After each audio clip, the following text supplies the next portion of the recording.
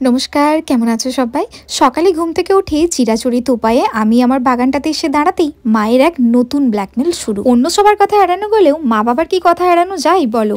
সকালে উঠেই মায়ের একটাই দাবি যে যেহেতু আজকে বৃহস্পতিবার আর বাড়িতে লক্ষ্মী পুজো হবে, তাই আমার গাছের ফুল দিয়েই নাকি লক্ষ্মী পুজো করতে হবে, না হলে মায়ের অসম্মান করা হবে।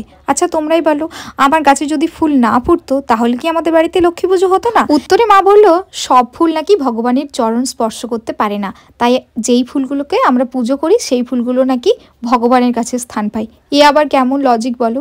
যাই হোক, অনেক কষ্ট করে মা আমাকে কনভিন্স করতে থাকলেও আমি ফুলগুলোর দিকে তাকিয়ে সত্যি মায়া কাটিয়ে উঠতে পারছিলাম না। অনেক জোরাজুরি করার পর আমিও কিছুটা হ্যাঁ বলতে বাধ্য হলাম। আর দেখো, মা এক মুহূর্ত সময় নষ্ট না করে আমার এই গাছের কাঁটা জবাগুলো সবগুলো তুলে নিয়েছে, সঙ্গে অপরাজিতা সহ বড় গাঁদা ফুলটাও তুলে নিয়েছে। আচ্ছা তোমাদের কার কার এরকম গাছ থেকে ফুল ছিঁড়ে নিলে কষ্ট হয় জানিয়ে কিন্তু। আজ তবে আসি, বাই।